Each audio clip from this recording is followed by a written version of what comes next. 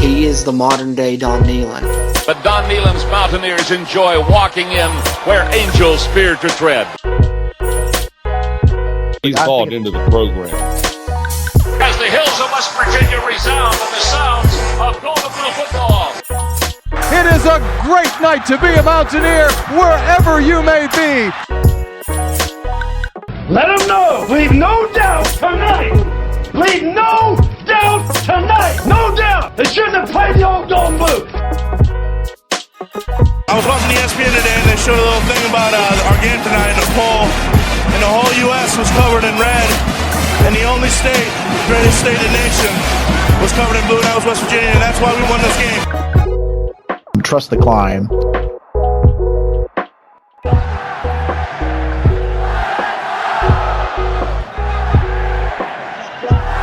And now, the show brought to you by Mountaineer fans for Mountaineer fans, the Country Roads Webcast.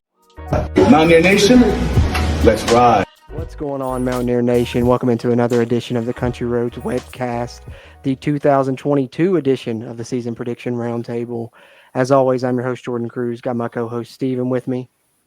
How you doing, everybody? And Bradley. What's up, everyone? And this year for the Season Prediction Roundtable, we wanted to make it a little bit extra special. 5th annual 2022 edition.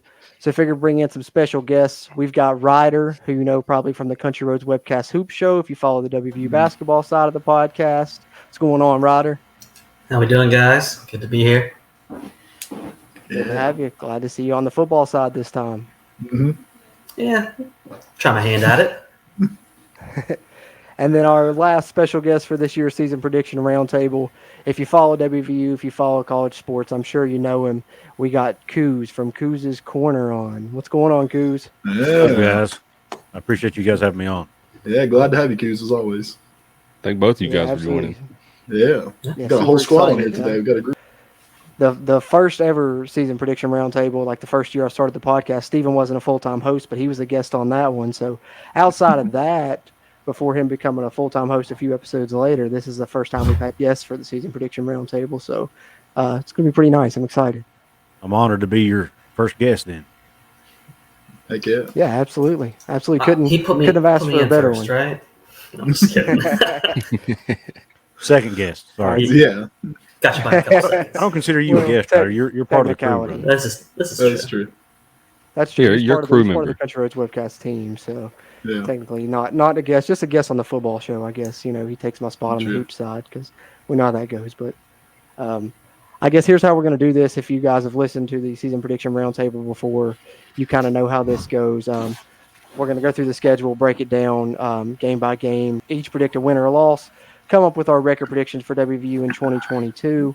We'll probably, just to make it easy, go around in order of the screen. So, like, I'll go first, announce the game, go first, then Steven, you go, then Brad, follow him, Couz after that, then Ryder. That way we'll just keep that order and make it nice and easy on us and easy on the listeners and viewers. And if you're watching on the YouTube side, hit the like button. That helps us video's performance, helps our future videos performance, helps hit the algorithm.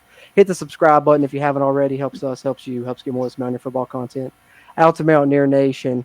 And follow us on Twitter at WVU Country Roads, Facebook and Instagram, Country Roads Webcast, and the link to our merch store in the video description down below.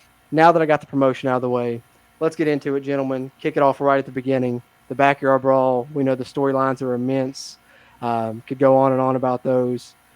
You know, the coaches poll came out today. At the time we're recording this, AP poll not out, but Pitt ranked 16th in the coaches poll. So going to be a ranked Pitt team, West Virginia going on the road to face to open the season. This one was kind of tough for me. I went back and forth on it. I think on paper, maybe Pitt has a better team. You know, I'm going to dive into it a little bit more numbers-wise, analytics-wise for the backyard brawl preview when that time comes. But I think on paper, you know, just off the top of my head, Pitt probably a better team on paper. But I think West Virginia is going to be highly motivated. I think the staff's doing a great job of getting the Mountaineers ready. I think West Virginia has the Mountaineers have a lot of West Virginia natives with Dante Stills on the defense. And then on the offensive line, 3 West Virginia natives. So I think this is going to mean a lot. And I think West Virginia is going to show up and show out. And I'm going to get the Mountaineers starting off 1-0 with a close win over Pittsburgh in an upset. Steven, what you got? Yeah, I think that when you look at them on paper, that Pitt probably does look a little bit a little bit better than West Virginia when you look at them on there. Their defensive line is very, very deep this year. But what I've heard out of Keaton Slovis is not good things coming out of spring camp or fall camp. So I'm not really too confident in that. And that paired with me hating Pitt as much as I do, I'm not picking West Virginia to lose that game. There's no way. I like it. Yeah, and I'm going to follow that right up with, I think that this game's going to come down to who's going to be ready to get up for the game first. You know what I mean? It's going to be who's going to be the hungriest. And I going into that game, I can't think that it's Pitt. So I think the Mountaineers come out the hungrier of the two teams, and that's what's going to lead us to that big fat dub beginning of the year in the Acrisure Stadium. Season debut for Pitt there. I love it. So 3 from our regular host, special guest Couz. Do you keep it going with another W for West Virginia predicted here? Well, I guess I'm going to be the oddball here. I'm picking this game with my head, not with my heart. Okay. I understand. I almost did the same. Pitt has almost everybody coming back with the exception of their 2 studs, Pickett and Addison. And those are 2 important losses, but D-line, O-line, both should be strong. Their strengths are our strengths, which I don't think is a good matchup for us. I think it'll be extremely close, but because it's at Pitt, I give them a slight edge in the game. It's probably going to come down to a field goal or something. My opinion. Understandable. I went back and forth. I think either way it goes, it'll be a really close game. I do think that. Yeah, I honestly think we could go ahead and just cut Couz out of this by now. Yeah, I'm already blackballed. We are blue. This is why we don't have guests. Oh, man. I knew we shouldn't have done this. That's what we're here for. The different off. opinions. That's the whole thing. Hopefully, bringing in some different voices to this. So I'm actually I'm not glad that he picked us to lose, but I'm glad a little bit difference is good. So Ryder, what about you? What do you got here? Be a shame if I picked Pitt as well, huh? But I'm not. I'm going to echo a lot of the same sentiments as Steven. I think the D lines are pretty strong, so it's going to be who can attack the secondaries. I think JT better than Slovis. It's a W. I like it. I like what I'm hearing. So 4 of us rather have the Mountaineers at 1-0. One of us at 0-1 to start it off. Next game would be Saturday, September 10th against Kansas. I figured I'd do something different here because these are kind of both games where West Virginia's favored a lot. So I figured I would just come at it this way. Saturday, September 10th against Kansas. Saturday, September 17th against Towson. Does anybody have the Mountaineers losing either one of those games? No. I was actually going to suggest that you introduce it like this so it would go quicker, so I'm glad you did that. Yeah. I do want to interject one thing, and then we'll move on. West Virginia has to be careful because they're going to be coming off an emotional game with Pitt. They cannot come into Morgantown and take Kansas lightly, or they can get beat. That's one thing I am concerned. Agree. I think the first half we may come in a little bit sluggish, like we did against Texas Tech last year, but not that bad, not to that degree. But at the end, I think we come out with a win. Are you looking at that as because you picked us to lose to Pitt? You think if we lose to Pitt, that we're going to be even more sluggish going into the game against Kansas, or do you think that lights a bit more? I don't think a win or loss is going to matter. I think it's just they're going to get so. They're playing Sweet Carolina at practice every day. Mm-hmm. They're so mentally invested in this game and emotionally invested in the game.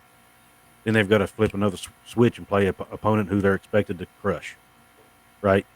And it may be mentally they may not be able to flip that switch as quick as they need to. That's all. That's all it is. I actually was thinking of something along those lines the other day. Once I'm watching clips of practice and I'm hearing them play Sweet Caroline, and I was thinking the exact same thing. I really hope that West Virginia doesn't. This isn't their championship game of the season in a sense, to where they come out so emotionally high in this game, and then not just Kansas and Towson, but so many other games on the schedule that could snowball into, going down the line. So that's really. I think that happened last year. I think that happened last year in the Texas Tech game. I think they let Oklahoma beat them 2 times. Absolutely. Mm-hmm. Oh, yeah. For sure. I'd agree with that. They should have had Oklahoma. For sure. I mean, and even more so Virginia Tech following up. That's another emotional game. So it's like sandwich, Yeah. You can't be looking back and you can't be looking too far forward. You got to be right there in that moment. So. Yeah, Kansas is a perfect spot for a potential trap. Yeah, but since it's at home and it's at night, I think West Virginia is going to win the game. Yeah. that's the one thing for me is, home opener, and it's finally a night game. Brown hasn't really had one of those particularly, so I think that's the one thing that put it over the top for me. But I do think this Kansas team is going to be the best Kansas team in quite some time. I said on our Season 5 kickoff show where we did our little Big 12 rundown a little bit, Big 12 preview type thing, that I think this Kansas team could win 4 games, which doesn't sound like a lot, but for Kansas, that's pretty good considering where they have been. So. Yeah. Oh yeah, that's growth for sure. Yeah, absolutely. Leipold, I think, is doing a good job there. So we'll see. But we all got West Virginia winning against Kansas and Towson. So that's 4 of us at 3-0, and one of us, Couz, at 2-1 right now. And then short week, and the Mountaineers go back on the road to play another rival. Excited for this one. I'm sure we all are. Heading to Blacksburg Thursday, September 22nd, to take on the Hokies. I really went back and forth on this one again because I didn't want to pick West Virginia to beat both of the rivals on the road. And I think if West Virginia loses to one, I'm leaning more that it's Pitt. But, I just couldn't pick us to lose that one. I think West Virginia is going to be good in this game, but I think it's going to be closer than people think. West Virginia's got the better team on paper, but Blacksburg in a Thursday night game is going to be super tough environment, and going on a short week is no easy task. But, I got the Mountaineers sneaking out another W, so 4-0 start for the season. Fingers crossed that I'm right. Steven? I actually, I'm going to play the advocate on this one. I went back and forth with it. I know that Virginia Tech doesn't really have a lot of talent coming back this year. I don't really think that is going to be the main thing that goes into what plays into this. I guess more to say. I think that the atmosphere over there is going to be electric, especially the way that the game was last year in Morgantown. I think that a lot of Tech fans feel like that they would have won that game if there was at least one more minute on the game clock. And I'm not so sure that I disagree with that, with the way that they were building momentum in the fourth quarter of that game last year. So I know that the fans are going to be really amped up about that game. On a Thursday night in Blacksburg, it's going to be a super, super tough environment. And I've seen upsets a lot worse than that one in that stadium, from Virginia Tech pulling it out. And I'm not trying to sound, any pro Virginia Tech. I'm just saying with this rivalry, the more times that I've watched West Virginia walk into Lane Stadium and have the quote unquote better team, they've been unsuccessful in pulling out a win. So, and for that reason alone, I guess history played more of a part in my pick in that one, but I picked West Virginia to lose that game, unfortunately. And for another reason, I also don't think that West Virginia will win both games against Pitt and Virginia Tech. The losses and wins that I picked on this schedule, the overall record, like I told you guys before we went live, I feel very confident in the overall record that I picked. The losses where I picked them, not so confident at. So some of these I feel like can be interchangeable to a point, but this is just where my heart felt like they would land. Gotcha. Yeah, so with this, I'm going off of the assumption. I'm going with my season mind here. The story that I'm building up for myself. That's typically the way I like to approach these preseasons. Is I've got a story in my head about how I think Mountaineers usually play and how things usually go for us. And it worked okay for me last year, other than picking way too many wins. But I have us winning this game. I think that Virginia Tech's going to have a little bit of a down year, and I know that Blacksburg's going to be tough. But I think that this is going to be a really good game. But going into it, I'm going to give ourselves the win. But if you ask me week 4 of the football season, especially if we lost to Pitt, on my guess on this game, it might change. So we do the pregame before that one. If we've lost to Pitt, then I might see us wavering a little bit more against Virginia Tech. But right now, I think that the way I see it in my head, I definitely see us going to Virginia Tech and pulling out a close one. I'll echo what Bradley said. I think Tech's going to be a very tough opponent. Obviously, it's a very tough environment to play in. It's going to be a tough game. I think they're having some kind of special promotion around that game, so they're going to be up for it. But I think at the end of the day, I think Tech's going to be a pretty bad team this year, to be honest. And I think West Virginia is just going to be the better team, and they'll come out on top in the end. Yeah, it's one of those ones where I could see us playing really sloppy. Like it could be a really sloppy game, and that's what's going to make it a game against Virginia Tech, because that's just how bad teams win. Yeah, and I think it's going to be just sloppy enough that we do take a loss. I still feel like we lost the one last year. Like if I'm still sitting in that stadium, like the entire fourth quarter, it felt like a loss. We got the win. We pulled it out. Real nice. I don't know. Virginia Tech has to play Old Dominion, Boston College, and Wofford before this. We've got road game at a Power 5, then a sneaky, tough Kansas team in the second week. I just think Virginia Tech's going to be a little bit more fresh. Surprise us in Blacksburg. I didn't think about it that way. That's also a good point. Yeah, that is a good point. So a little bit of discrepancy in the picks so far. I like it, gentlemen. So we've got me and Brad with the super optimism so far, both with the 4-0 start. Oh, yeah, 4-0. Couz, Steven, and Ryder with the Mountaineers at 3-1. Following the game against Virginia Tech, Mountaineers hit the road yet again Saturday, October 1st to take on Texas. This Texas Longhorns team, loaded on offense, got a lot of talent. Defense, the question mark, as I think, last season we saw that Texas defense struggle. So it's really a matter of if that defense can improve probably to see if this Texas team's going to be, better than what they have been in the past, who knows, almost decade now, I guess. But as we've all heard in the Season 5 kickoff show, or Bradley and Steven at least, I'm pretty high on Texas. I think they got a lot of weapons. Think they'll be able to outscore the Mountaineers, especially on the road in Austin. So I got the first loss coming here against the Longhorns.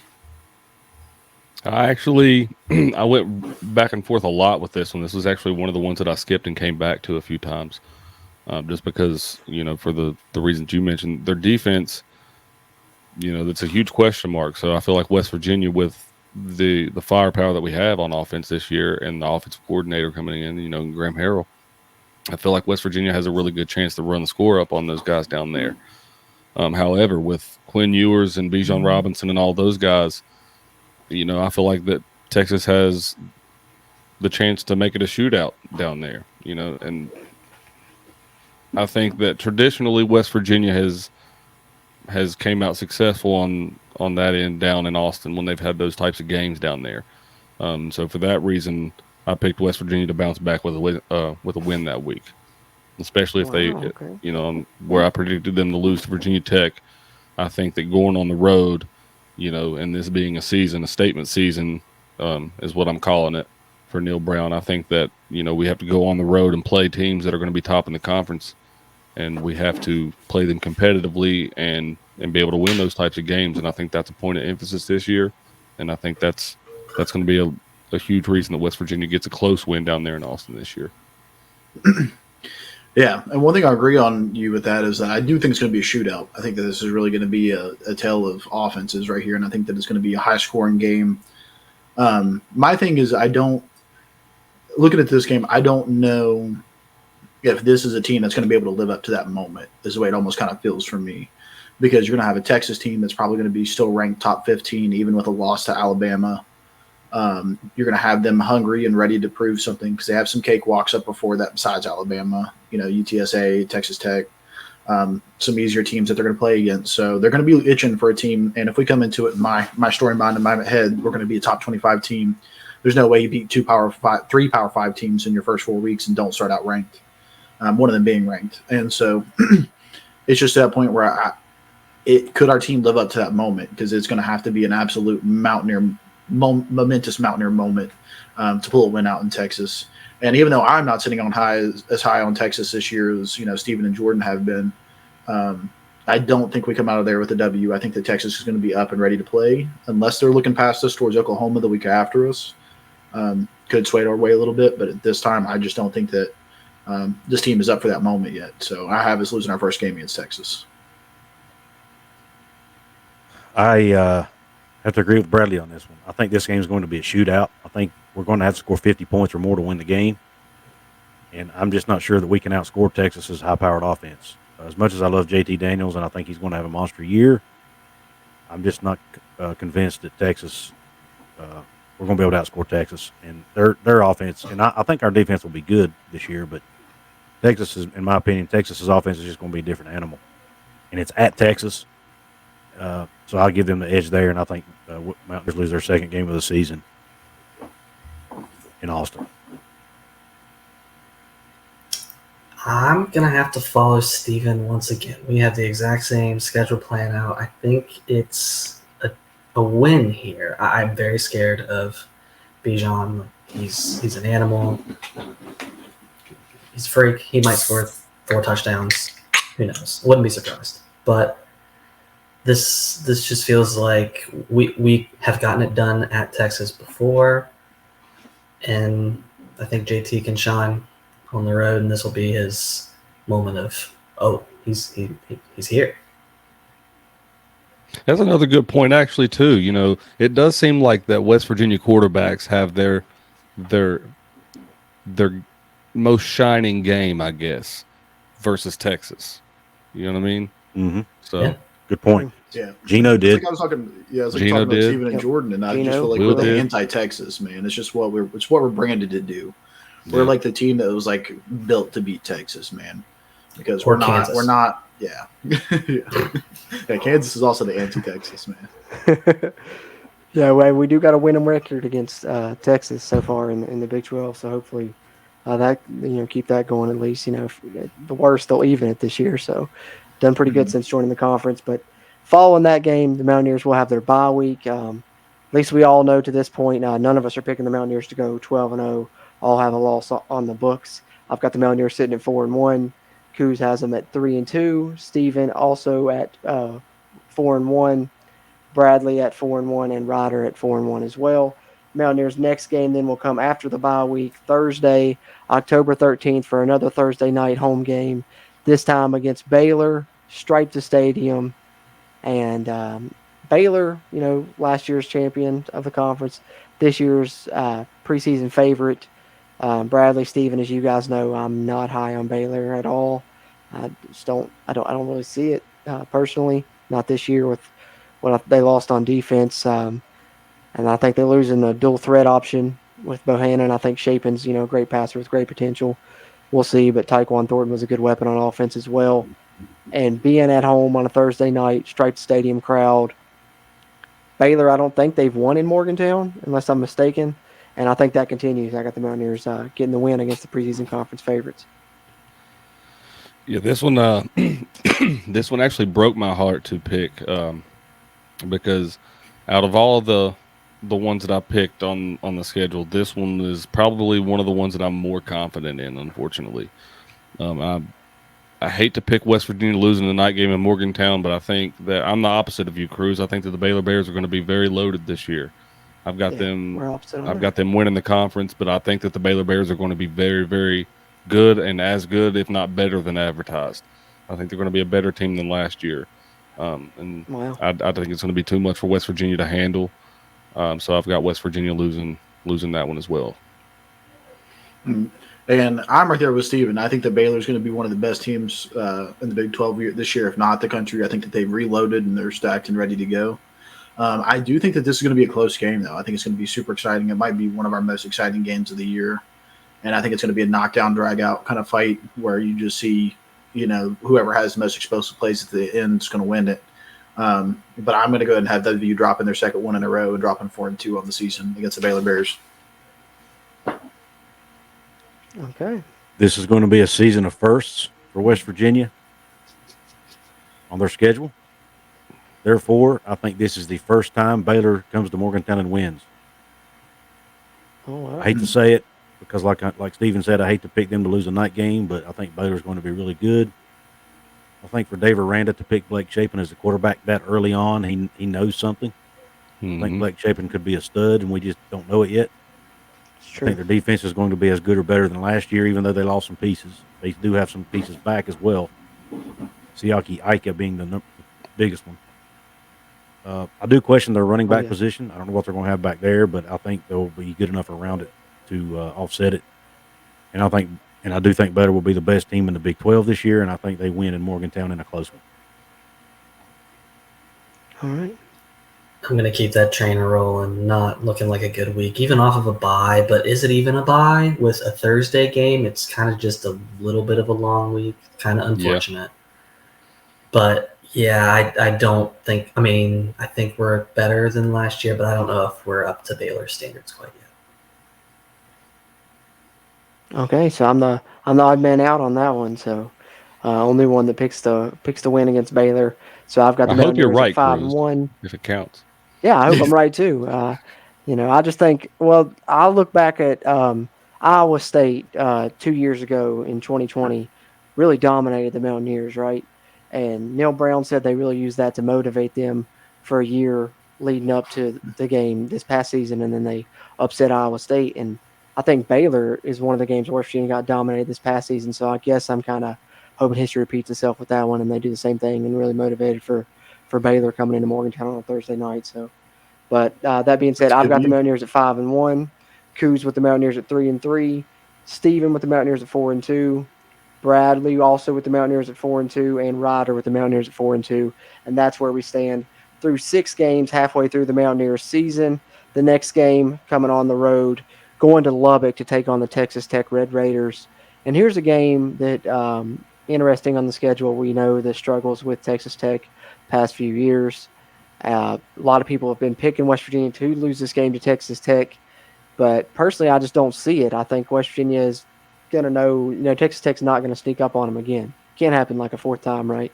But I just don't think Texas Tech's going to have a very great team this year, personally. I'm not very high on them. I like Joey McGuire a lot coming in as their new head coach, but I think it's going to take some time with that. And that being said, I got the Mountaineers moving to 6-1 so far. Yeah, I've actually I don't think that with everything, I think that Texas Tech, I mentioned this in the Big 12 preview the other day, but I think that Texas Tech rather is going to be in a rebuild year in a sense. I think that they're eventually going to be very good, but I think that this year is going to be a lot of struggles on both sides of the ball trying to get their schematics in place, and I think the West Virginia is going to go down to Lubbock and get a W this year. Yeah, I'll start out with saying I do think this is going to be a win, but I'm a little bit higher on Texas Tech than you guys are. I think that McGuire coming in, I think that they've got some components down there to make it to make some of these games scary, and I think that coming off of Texas and Baylor is kind of easy to take a sigh that you're not playing against one of the better teams in the Big 12, and I think that that's a scary thing going down to Lubbock, a team that's really under Neil Brown has struggled against Texas Tech, and so I think that it's going to be a scary one. I wouldn't be surprised if that game's a lot closer than what a lot of people expect it to be.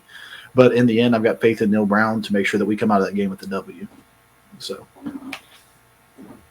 this is the first of the season. Neil Brown gets his first win against Texas Tech. I'm like, I don't think Texas Tech's going to have a whole lot this year. I think they're in rebuilding mode. And this is the year that Neil Brown finally gets them. Make it a clean sweep. Bring out the brooms. We're taking them down. New coach. It's a recipe for a win for us. Really getting into our swing here. Beautiful. That's the first sweep of the pod, guys. First unanimous decision. We finally agree on something. First one since the Kansas and Towson games that we've all picked straight wins across the board on. So glad to see. I think we all agree that we're due against Texas Tech. But following the Texas Tech game, then it goes to Saturday, October 29th. Mountaineers come back to Morgantown for homecoming, taking on the TCU Horned Frogs.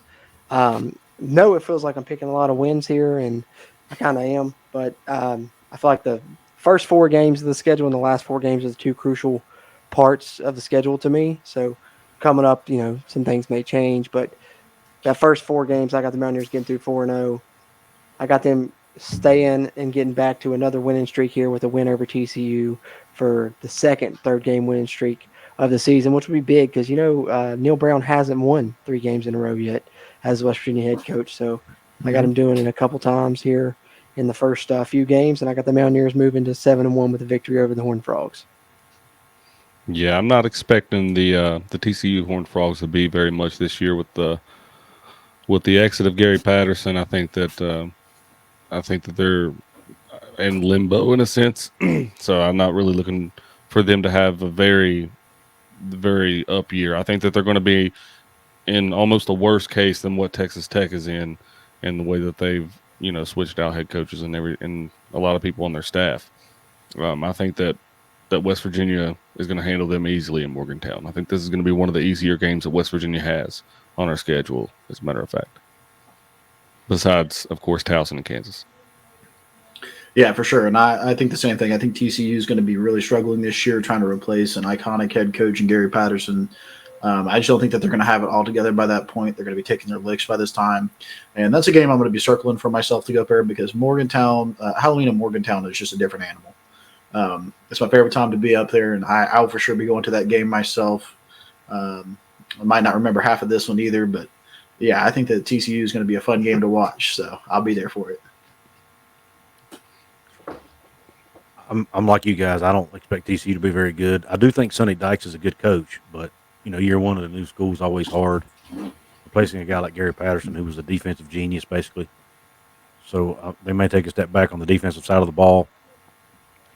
It's homecoming. At home, Mountaineers come out with a W. Yep, another sweep here. They're also going to be without Zach Evans this year, who I also think underrated. So I just don't see them getting a win in Morgantown. Yeah, great point on the loss of Zach Evans. That's a big loss. I think he went to, where did he end up? Ole Miss, I think. Yep. Yeah, so I think he's underrated too as a running back, and losing him, and then as I think a couple of you guys mentioned, the loss of Gary Patterson. First new coach around there and over 15 years, so that's definitely going to be an adjustment. So we all picked the Mountaineers for the win against TCU. Final 4-game stretch of the season here coming up, which I think is the toughest part. But through 8 games, I have the Mountaineers at 7-1. Couz with the Mountaineers at 5-3. Stephen with the Mountaineers at 6-2. Bradley also at 6-2, and Ryder at 6-2 as well. Next, the Mountaineers go on the road to a tough place to play, Ames, Iowa, to take on the Iowa State Cyclones Saturday, November 5th. And to me, like I said, I've picked a lot of wins on the schedule thus far.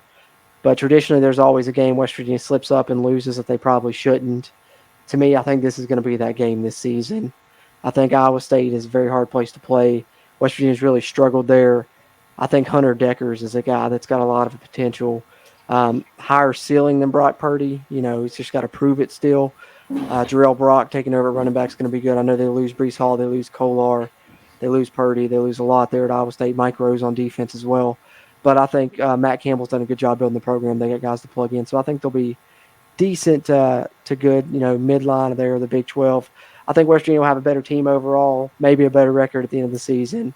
But they're going to struggle and get upset by Iowa State names. And I got the Mountaineers taking the loss here. Yeah, I absolutely agree that it's a very hard environment to play in Ames. It always has been when we went out there. There's something about West Virginia, playing West Virginia, I think, to Iowa State fans that they get up and at it for. I don't know what it is about playing us, but they absolutely love it. And they're always fired up whenever we go out there. With that being said, with the loss of Brock Purdy, Charlie Kolar and Brees Hall, I just don't see how they're going to replace all that firepower that quickly and bounce back, especially out of school that has struggled as much as Iowa State has on the football side of things. I'm thinking back before those guys really took off and made Iowa State the powerful program that it has been in the last 2 seasons or so. They weren't that much above Kansas whenever we were going through these predictions then. So I kind of think that they'll step back towards that a little bit, and I think that West Virginia goes out there, maybe not rolls them so much, but I don't think that it's going to be that close of a football game. I think around 5 or 10 points or so. Yeah, and like you guys said, without a doubt, Iowa State just likes to play us, and I would say that it's my most worrisome place to visit, in my opinion, because I think that we've shown that we can show up anywhere else and play out except for Iowa State. I mean, Ames just seems to be the place where it's really tough for us. That being said, I think that we're in the swing of things at this point in time. I think we're coming off of a really good game against TCU. We're feeling good about ourselves. We've only lost to some of the better teams in the Big 12, so I think we're going to go to Ames. I think we're going to get that W. I think that Neil Brown's going to have his team ready to play, and I think that they're going to be up and at 'em, and I think it's going to be a win for the Mountaineers. I'm like Steven. I'm not real high on Iowa State. I think they're going to take a major step back this season. I think Matt Campbell not saying he's not a good coach, but I think he might be a little bit overrated. I mean, they still haven't even won 9 games in a season yet, to my knowledge. True. So, No. they lost a lot of pieces. I mean, I'm just not real high on them. And I think Mountaineers go into Ames and pull out a W in front of that hostile environment. It's going to be close now, but I think we can pull it off. All right. And I, much like Jordan, actually think that this is going to be that typical loss. Just slap shit in the face. Like, we shouldn't lose to a team like this. It does reek that for me as well, especially, I mean, I might be looking ahead on the calendar. I don't know if they are, but that next game could be pretty juicy. It's supposed to be, one of our shorter road trip, but it's still not that short. I think this is where we tumble a little bit, and I get a little sad. Yeah, there's always that one slip up that West Virginia loses to a team that they shouldn't lose to. Probably that's the one consistent that's been throughout West Virginia's seasons. In recent history, is they always usually beat somebody they probably shouldn't and lose to somebody they probably shouldn't. And hopefully, me and Ryder are wrong on this one, but that's what we both got. So then it's the big one as far as Mountaineer fans are concerned, because it's the one we've been chasing since we joined the conference, and that's the Oklahoma Sooners. And you get them at home in Morgantown Saturday, November 12th. Going to be the true blue game. For me, this one I went back and forth on, because last year I didn't think the Mountaineers would really stand a chance. And, they probably should have beat Oklahoma last year. And, Oklahoma was definitely the better team, but West Virginia was right there in that. And that was in Norman. And this time, you're in Morgantown. You're not going to get too many chances at them. Who knows? This could be the last time they come to Morgantown. So the team should be hungry, but I think Oklahoma, they're going to take a little step back with the completely new coaching staff. But I think if this game was earlier in the season, I might feel differently about it. But later in the season, I feel like Oklahoma will have enough time to get their new pieces rolling. Dylan Gabriel and all the talent that they have with that new staff. Jeff Levy coming in from Ole Miss. The offense should still be good. I got the Mountaineers falling to the Sooners, unfortunately. Back-to-back losses here for me. Yeah, I actually I have one reason alone that I picked West Virginia and the outcome that they did in this game, and that was because last year when West Virginia lost that game to Oklahoma out there in Norman, I told you guys on this very podcast that until West Virginia beats them, I'm not picking them to beat them anymore. So, and for that reason alone, I'm picking West Virginia to lose to the Sooners, and I do think that West Virginia will have the better football team. I think that the Sooners will take a huge step back this year. I know that the pieces that they got coming in are good pieces. They got a good head coach in Brent Venables. They got a good quarterback from Central Florida. I forget his name. Dylan Gabriel. Is that his name? Mm-hmm. Yeah, that's his name. They've got some good pieces, but I just don't see how you replace an entire team on offense and defense, and then you replace a whole entire coaching staff in the dumpster fire that you were left in when Lincoln Riley left. I just don't see how that's going to be, an overall success of a football season. But for the reasons I cited before, I picked West Virginia to lose that football game, unfortunately. Yeah, and I'll be the first to do it. I feel like I won't be the last one, but I'm going to pick West Virginia in this game. I think that we're going to come out with a reason to win, and that's going to be Oklahoma's going to be in our stadium for the last time. And in my storyline, I'm building in my head at this point. Mountaineers are really rolling. They just pulled out a win in Iowa. They're going to be excited to play against Oklahoma because at this point in time, we're talking about Big 12 Big 12 championship contention. And I think that it's going to be another messy game, though. I think that it's going to be an ugly one. And like I said earlier, I said bad teams can win messy games. So I think it's going to be a messy. Not bad team. We're not a bad team by any means, but I think that we've got a chance to win this game because I think it's going to be a messy one. It's going to be a knockdown, drag-out game, and I'm going to have the Mountaineers pulling out the W. I think it's going to be a close one, but I'm going to give it to us. Okay. Year first, Mountaineers finally pull off the dub over Oklahoma. Oh, wow. It's at home. It's a true blue game. They're going to have a huge chip on their shoulder after last year. Oklahoma's going through some turmoil right now with what just happened today. We're filming this with the whole deal with Cale Gundy, a legendary coach, being let go, and a lot of fans are not happy about that. And from what I'm hearing, a lot of players may not even be happy about that. So it'll be interesting to see how they how they deal with that. But I do think Oklahoma's going to take a couple steps back this year.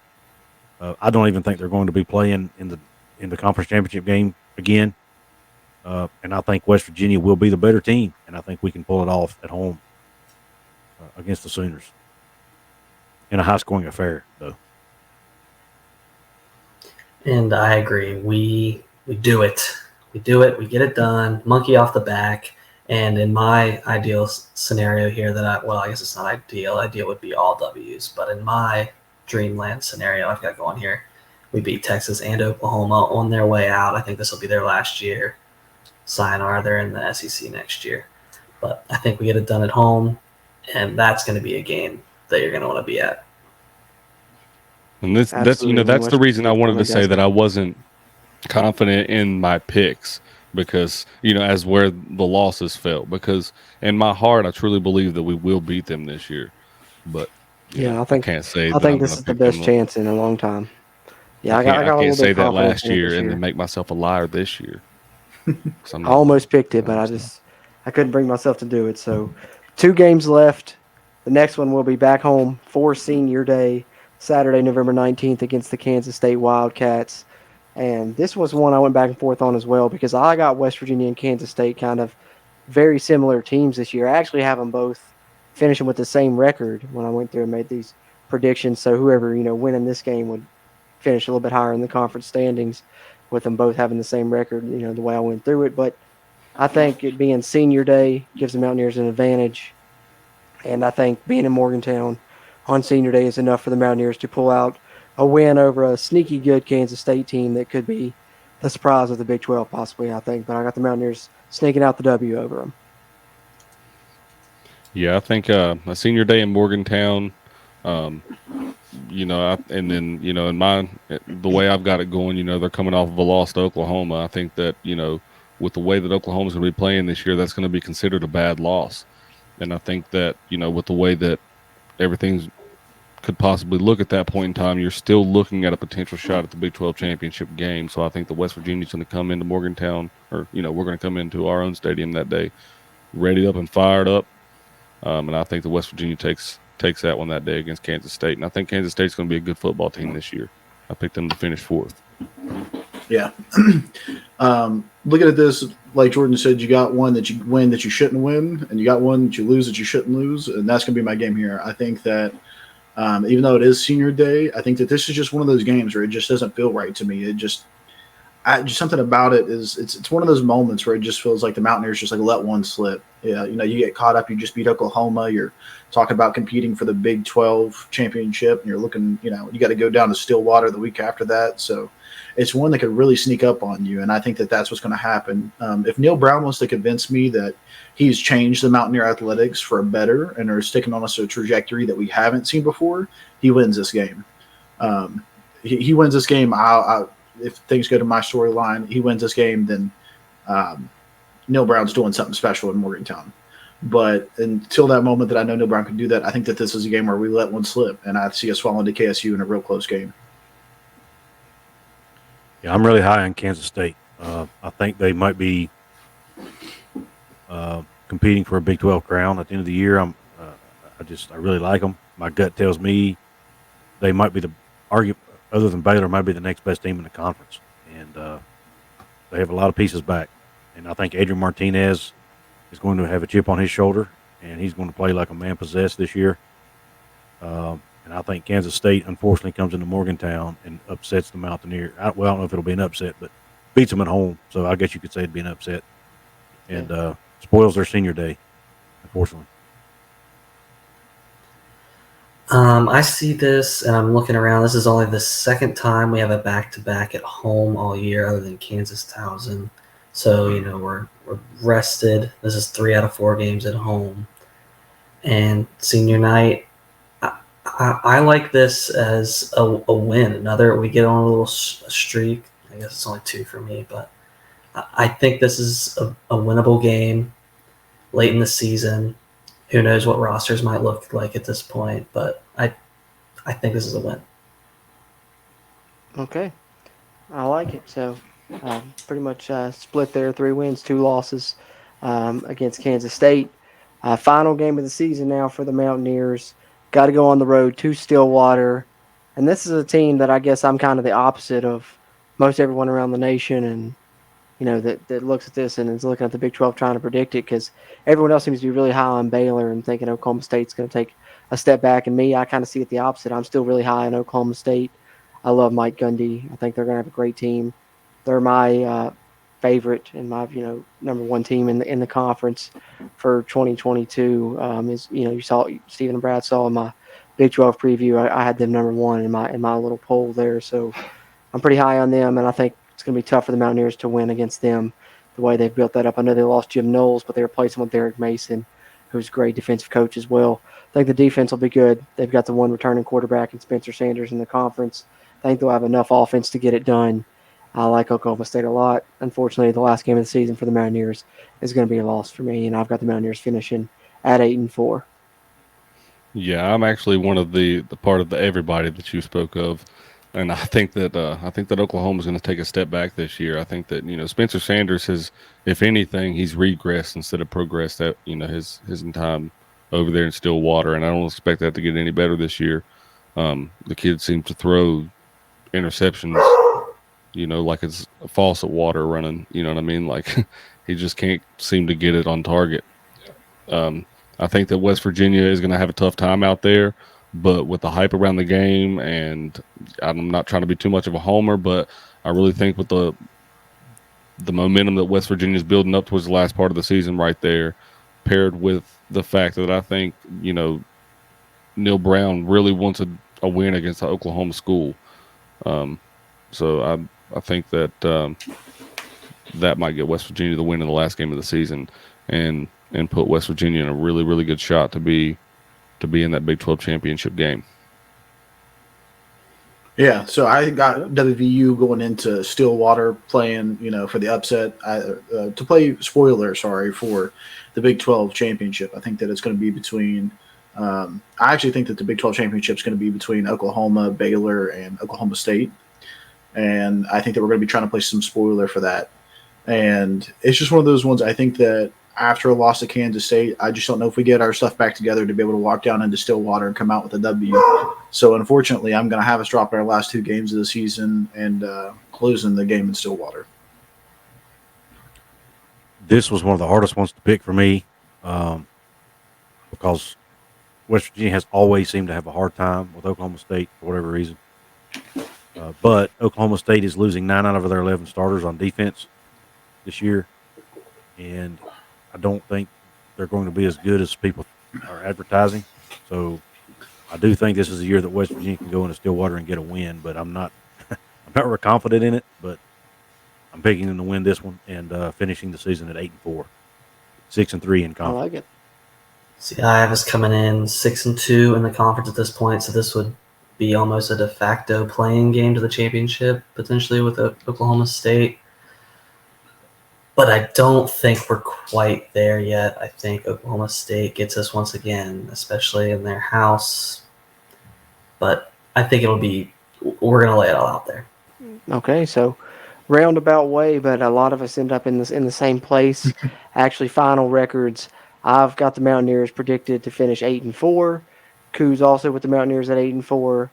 Bradley with the Mountaineers at 8-4. Ryder with the Mountaineers at 8-4. And Steven ends up with the highest record prediction with the Mountaineers at 9-3. We're going to get into some over-unders and stat predictions, super superlatives here in a second. Couz, I know your time's limited, man. I know you got to duck out before too long. So before you, I don't know, whenever you got to do it, go ahead. That's fine, I understand, or whatever. Cool. But before you do, I wanted to give you a chance to plug your stuff, man. I know most people that follow us probably already follow you, but just in case if somebody's listening to our podcast and hasn't found you, they're missing out for sure. But tell them where they can find you and a little bit about your YouTube channel and stuff. I'm on Couz's Corner on YouTube. Obviously, I cover West Virginia, but I'd also cover a lot of Big 12 stuff, a lot of conference realignment stuff, any national storylines pertaining to college football. We'll do a little bit of college basketball once we get closer to the season, probably. But and that's pretty much all West Virginia related. I'm also on some podcast platforms, Spotify, Apple, all the major platforms. Not as active there as I am on YouTube, though. So if you want to find me, YouTube's probably the easiest platform to find me. And I'm on Twitter at Couz206. Awesome. Really appreciate you coming on and Yeah, joining man. us Thanks for the for having Season me. Prediction Roundtable again, Couz. Yeah, So absolutely. yeah, Been if a you see blast me, so if you far. see me drop off just at the spur of the moment, it's may have to roll soon. I don't know. I'll Absolutely. hang on here as long as I worries, can. understand. Yeah. I know how that Yeah, goes. we'll but take you as long as we can get you. Yeah, I was about to say, any's better than none, right?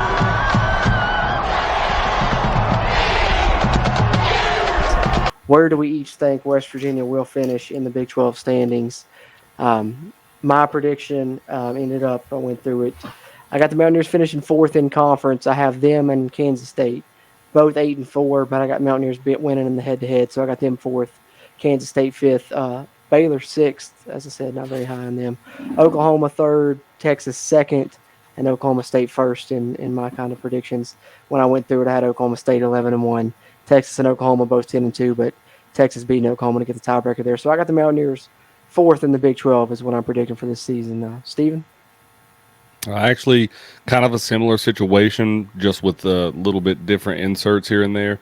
I've got West Virginia either finishing or tied for 2nd in the conference. I think that they're going to end up with 2 losses in conference, and I think that'll be equivalent with Texas, and likewise, like you, I think that the tiebreaker with that game with Texas, I had them winning that one, so I put West Virginia ahead of them to play in the Big 12 championship game. Yeah, I've got WVU sitting right there at 4. I think that's a pretty solid place, and I think the 4 through 6, 4 through 7 are going to be really interchangeable, and it's really just going to determine how it kind of lies elsewhere. But I definitely see us sitting comfortably at 4th. I've got Baylor and Oklahoma State again back in the top 2, and I've got Oklahoma sitting there at 3rd. Even though we did beat Oklahoma, I think that we're going to steal one from Oklahoma. I think that they're actually going to be pretty good. I've got some faith in Brent Venables. I know a lot of people say they're going to take a step back, but I think that they've just got a lot of talent, and I think that guy knows how to run a well team, even though this is his shot at head coaching after stepping up from Clemson. But, yeah, I have us sitting there at 4th, and, may the rest of them shake out how they shake out. Yeah, I've got us based on a record of 6-3 in conference last year. That would have put us at 3rd in the conference. There's going to be a lot of parity, so that 6-3 record could be 3rd, it could be 4th, it could be 5th. I mean, who knows? But I think we're going to land somewhere in the 3rd or 4th range, probably. If I had to pick, I'd probably say 4th at this point in time.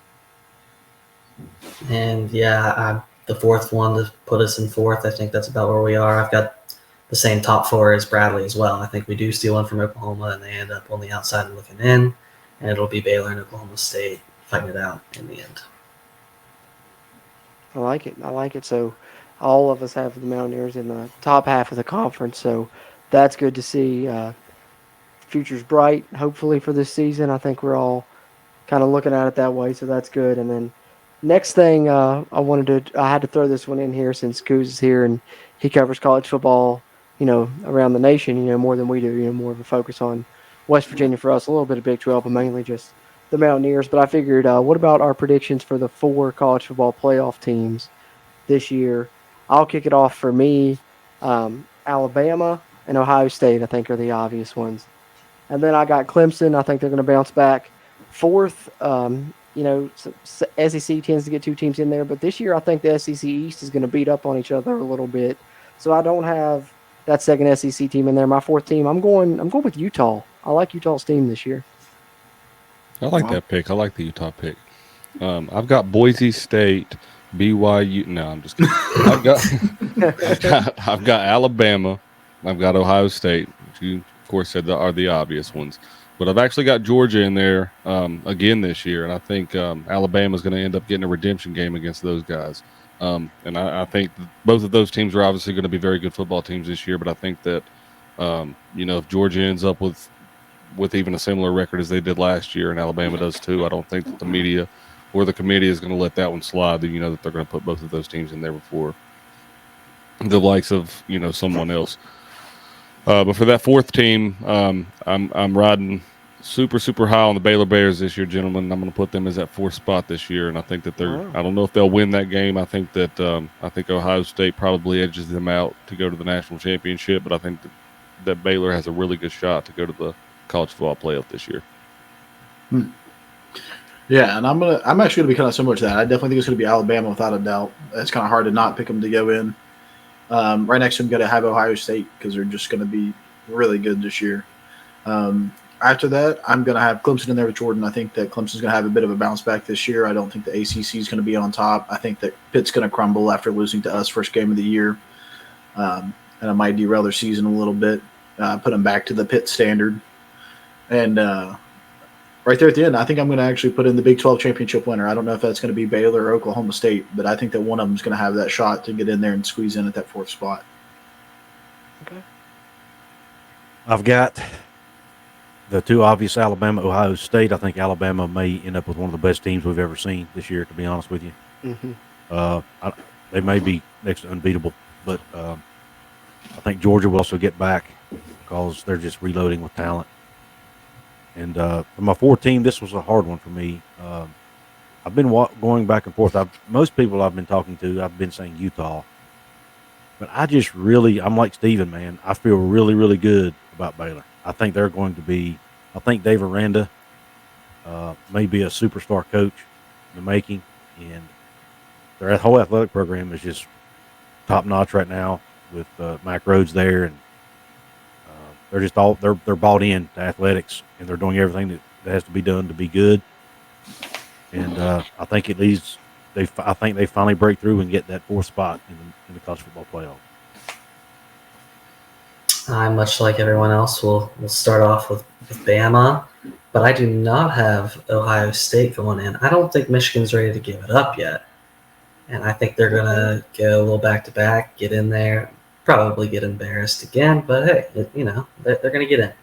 I also have Georgia making it back, and then what I thought was going to be a little surprise, maybe in the beginning, not so much anymore. I did consider getting Baylor, Oklahoma State in there, but I think we're going to cannibalize each other just a little too much, and Utah is going to sneak in. I like it. The only other one picking the West Coast team. I struggled with that fourth team. I thought about going Oklahoma State for my fourth one, but I don't know, 11-1. That's what I got them at. They might get in with that, but who knows? I think that the top three or so of the Big 12 might all beat each other, and that kind of going to disqualify the Big 12 probably. So it's either probably second team from the SEC or the Pac-12 that you're looking at then. So definitely, I think all those picks are very, very possible from each one of us. But going back, and let's get back to a little bit more WVU-centric stuff. We'll get into some over-unders and stat predictions momentarily, but I figured position battle predictions would be a good thing to do since West Virginia, it's time we're recording this, just wrapped up the first week of fall camp. Got another scrimmage coming up. Of course, they'll already have that scrimmage in the books by the time you guys are hearing this or watching this. But hopefully we'll start to see some light shed on these position battles. I went with kind of the main ones that I think really stand out to me. And the first one kicking that off is backup quarterback. Garrett Green, Goose Crowder, Nico Marchiol. I think we all can probably agree JT Daniels is inevitably going to be named the starter. So as far as the backup quarterback, I'm going to go Garrett Green. I just think that he's, they talked about him a lot in the spring. Been talking about him more in fall camp, and I think we're going to see him maybe have some packages in the offense anyways. So to me, he's kind of the de facto, I guess, backup quarterback there. Yeah, I have to agree. And if you would have told me, if you'd have asked me in the springtime, I might have said Goose. He looked really good in the spring game. He made a lot of really good looking passes, and at times he looked good with running the ball as well. But there's just so many clips I've already seen of Garrett Green in this fall camp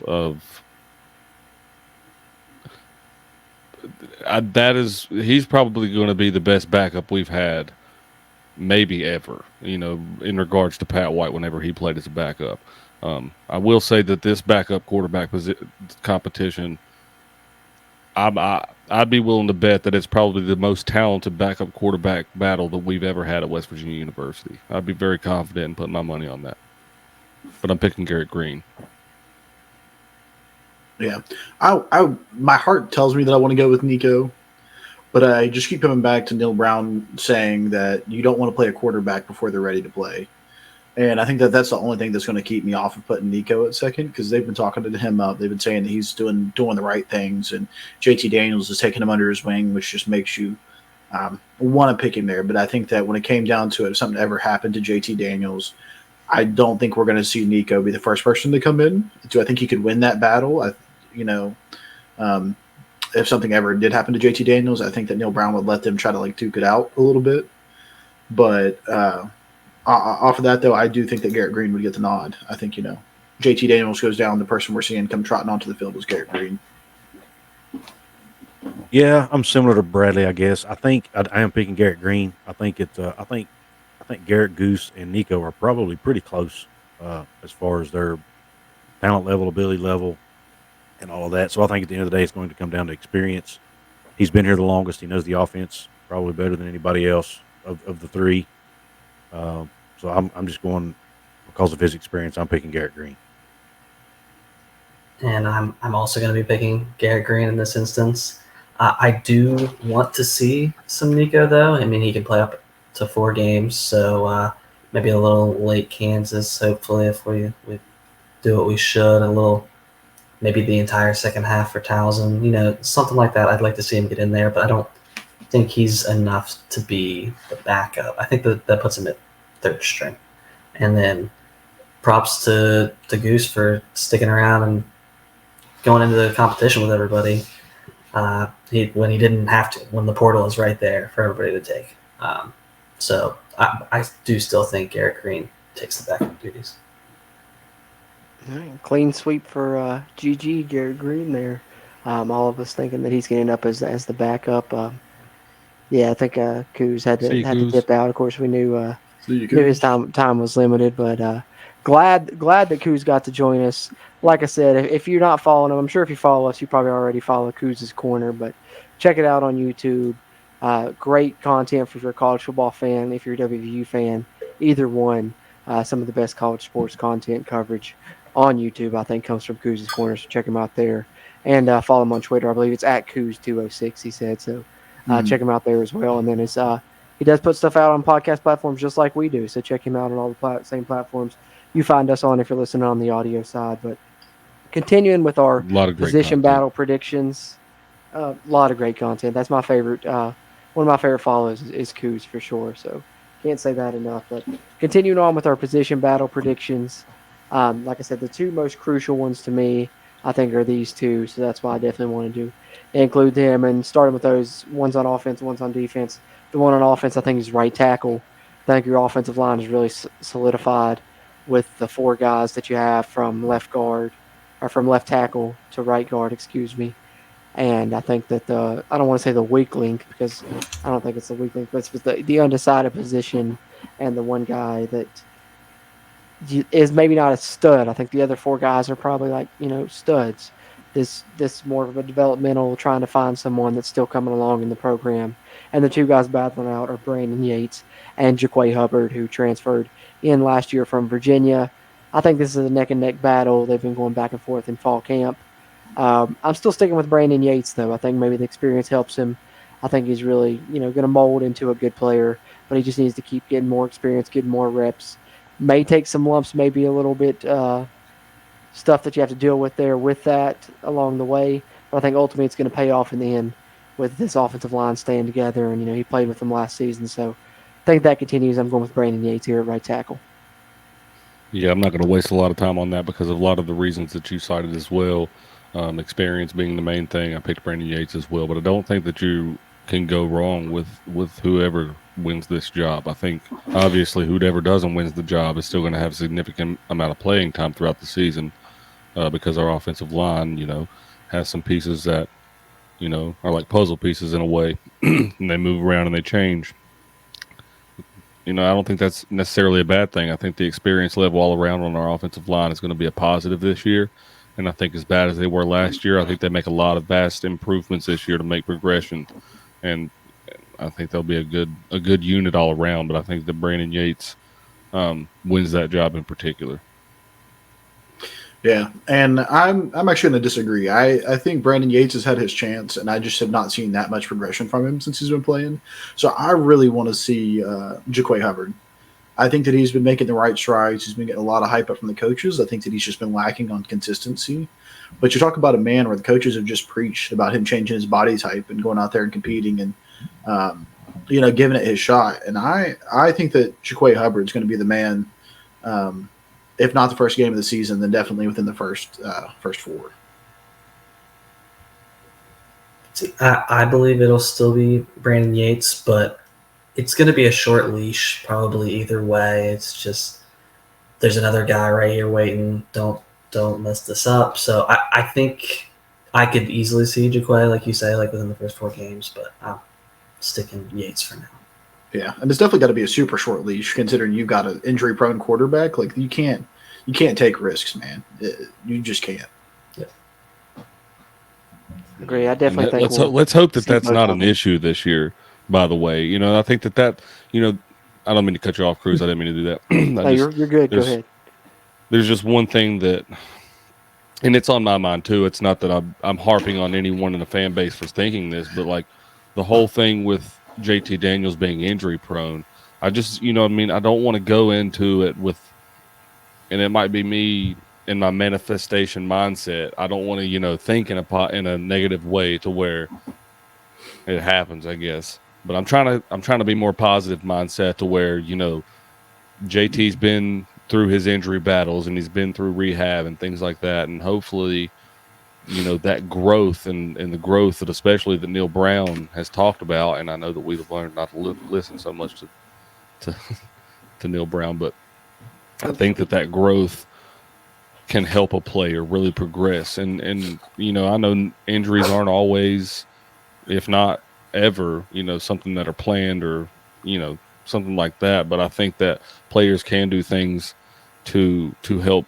them stay healthier throughout the season. And I know that one thing that they've talked about a lot this year is the, Mike Joseph in the strength and conditioning room, and having players have their nutrition right throughout the season, instead of, seeing players have a bulk up at the beginning of the season and be healthy looking and then throughout the season deteriorate. And I think that that's one thing that I really like that I've heard out of a lot of guys is the longevity that they're trying to get out of these guys throughout the season. And so for that reason, I'm really hoping that the injury, the injuries aren't an issue with JT Daniels in particular, but anyone for that matter. Yeah. Yeah, absolutely. That's been a positive so far up to this point in the season. No big injuries in fall camp. That's one of the things you hope to continue. Knock on wood. At the time we're recording this, hopefully by the time you guys are listening to it and viewing it, that's still true. But I think you make a great point, Steven, and I think they're really striving to do that. And I think that we've seen, under the Neil Brown regime, it'd be better than it was towards the end of the Dana Holgorsen regime, because was it 2018 or 2017? We lost 6 or 7 linebackers to torn ACLs, knee injuries, whatever, because we were playing walk-ons and converted safeties. Yeah, we were just using insert pieces at that point. Yeah. So I think it's definitely gotten better, and hopefully that continues. Definitely think we could see both Brandon Yates and Jaquay Hubbard play at the right tackle position. And then our final position battle we want to predict here, and that's the most crucial one on defense, I feel like, and to me, that's the spot that is the second cornerback, or the cornerback on the opposite side of Charles Woods, whatever you want to call it. And the 3 guys that are looking out there are the young one, Andrew Wilson-Lamp, who was here in the spring, came in as a receiver recruit a few years ago, moved to corner. Redshirt had been in the program, a couple years or so now. Really high on him. He's one of the faster guys on the team. And then you got the 2 transfers, Rashad Ajayi, who came in from Colorado State, and Wesley McCormick, who came in from James Madison, both with a lot of experience, both pretty highly graded corners by PFF. I think, this is a position battle prediction that we're going to predict who starts the season, winning this battle. So to me, I think you're going on the road to Pitt to play one of your rivals in a sold-out stadium. You're going to want a little bit of experience. So I don't think Wilson-Lamp will be the one to start the season, even though he may come on as the season progresses. So to me, it's between Ajayi and McCormick. And I'm leaning toward Rashad Ajayi. I've heard a lot of good things about him so far in fall camp. So I'm going Rashad Ajayi here at the second cornerback. Yeah, I might as well just sit this one out, because pretty much everything that I had written down that I was going to say about that position battle is what Couz just cited just now. I'm going to sound like a broken record on this one, but yeah, I don't think that they're going to go with an I like Andrew Wilson-Lamp. I do. I like what I've seen out of him in the spring. I heard a lot of good things about him in the spring. But like you said, I don't think that they're going to go with inexperience over experience at a position so pivotal and in such a pivotal game at that. And then to be thrown into the fire at such a young stage in your career, I just don't see that happening. And I've heard things every single day that I listen to coaches. I hear things. Rashad Ajayi's name comes up at least once during that press conference. So, I keep hearing a lot of good things about Rashad Ajayi. So I think that's probably who I'm going to be picking for that one. But I think that Wesley McCormick, obviously these guys are probably going to see some action throughout the year. But I don't know that I'm so confident that person that wins that starting job for game 1 also has that starting job for game 3 or 4. Yeah, absolutely. And it's just on repeat because I think that that's just kind of how it's just going to go into this. And I just want to reiterate that I think that Andrew Wilson-Lamp's got the highest potential out of all 3 of those players, and that's saying a lot. The guy looked really good during the spring game. So I think we might even see him start later on towards the middle of the season, later on in the season. But I think first game, we're not seeing him walk out in the starting lineup. Yeah, echo. Mike works. I do really like. I want Wilson Lamp to work because you like a guy with 3 names, crowd pleaser. Lamp has a lot of potential. Lights out. Yeah, I love Lamp. I love Lamp. That's the first thing that came. Yeah, absolutely. So, but it'll probably be a Ajayi game 1. I like it. So all kind of in agreement there, seems like, and we all seem to love the potential of Andrew Wilson-Lamp, so that bodes well for the future of Mountaineer football on the defensive side. But speaking of the future, we're going to talk a little bit about the future with our stat predictions now. Do a little over-under, a little bit of stat predictions, offense, a little bit of stat predictions, defense. Starting it off right now with the man that we're really excited about to get, and that is the first, former 5-star quarterback that will be suiting up for the Mountaineers this fall, JT Daniels.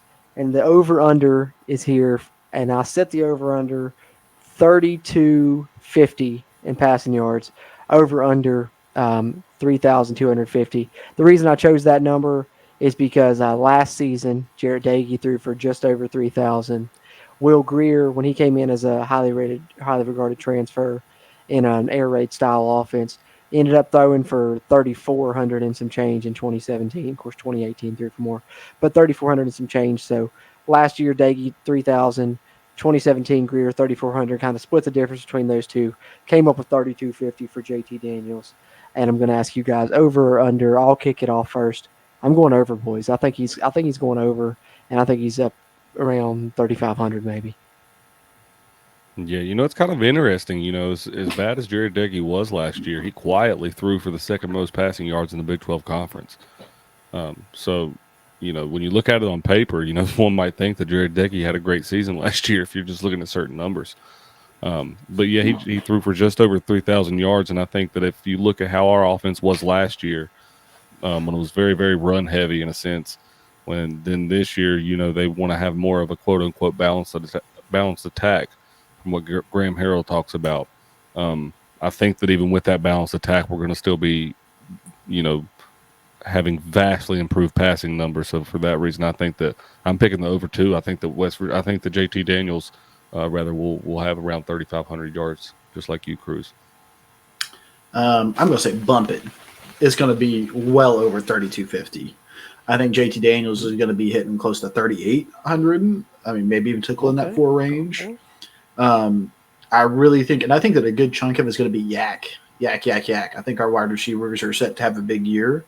And, I think that we're going to be torching people. I think because I also predicted a lot of shootouts this year. So I definitely think that we are going to see finally some offense under Neil Brown. To me, this line screams, how many games do you think he plays? I think this is about 9. That puts him about like 360 a game, which maybe generous. I'm going over 2. He's going over. Okay. To me, all you can't be hyped up as much on JT Daniels if you don't pick the over on that stat. Right. You're not hyped up as a West Virginia fan if you're not picking the over on that stat. I wasn't going to say that until everyone picked. But like if we like dumpster Towson in Kansas, he might only play half a game. You know, Yeah. So does that hurt him? Well, I was originally I wanted game? to set it at 3,500, but I felt like that's a little bit high. But they're 3,250. We're all taking the over. 3,500. It might be a little bit different, and I think, like Ryder said, it really depends on if you think he's going to stay healthy or not for the season. I think a healthy JT Daniels should throw for over that in this Graham Harrell offense, and if JT Daniels isn't healthy and probably doesn't make the over, it's probably not going to be as good of a season as we've all predicted here, I guess to say. But speaking of the people he'll be throwing to, how about some stat predictions for the receivers? We'll do these all kind of in one grouping here. Let me know who you think is going to lead West Virginia in receiving yards and with how many. And then also who's going to lead West Virginia in receptions and receiving touchdowns. For me, the leader in receiving yards, I think it's Bryce Ford Wheaton. I think he's going to have over 1,000. I'm just going to say 1,000, even right there on the cusp of it, or right, maybe he ends up with like 980 and goes over in the bowl game. So I'm going with Bryce Ford Wheaton in yards. I think the person that leads us in receptions and the person that leads us in receiving touchdowns will be the same person as well. Not the same person that leads us in yards, but the same person will lead us in both receptions and receiving touchdowns. And that's the man whose jersey's back here behind me, Sam James, my guy. I think he has the best year of his Mountaineer career this season. That. Yeah, I think See what I did there? on some of these you might want to let me go first, just for the sheer fact I'm not sounding like I'm copying you on a lot of things. But I think that BFW, man, I think for him to back out of the transfer portal last year and come back to this offense, it's not going to be because he wants to have a mediocre year or even a subpar year. I think he's going to be coming out swinging, and he's going to have a monstrous year. I think that he's going to have – I don't think he's going to have quite as many yards as you do, Couz. I think it's going to be somewhere between 700 and 800. We'll call it 750 since we're doing even numbers. But I think he'll also lead us in receptions. However, I think receiving touchdowns, I'm going to go with your boy over there, Sam James. I think he's going to bounce back and have a really, really good year this year. Yeah. So I'm going to go with who's going to lead WVU in receiving yards, Caden Prather. Who's going to lead WVU in receptions? Wow, okay. Sam James. Also, Caden Prather with receiving yards, I think he's going to lead it with I think he's going to have like 800. I think they're going to be really spread out, and I think that he's just going to get that top right there a little bit. Receptions, who's going to lead us in receptions? I think it's going to be Sam James. Touchdowns, Caden Prather. I think that guy's going to blow up this year. I think it's coming. It's coming quick, and it's going to come. It's going to blow some people's minds. He's going to be talked about. I hope so. Yeah, I have it. I mean, as we've said, it's kind of between those three: BFW, Prather, Sam James. So I have BFW edging out in yards. I've got him just over at 1,050. I'm going to put Prather second, Sam James close third as well.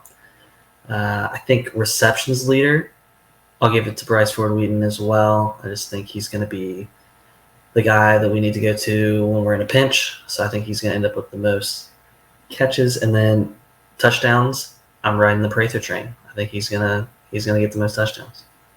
Nice. I do want to say that I think that our second leading receiver, receptions wise, is going to be Reese Smith. Yeah, I think he's gonna break out. You're not high up on Bryce Ford Wheaton at all, are you, Brad?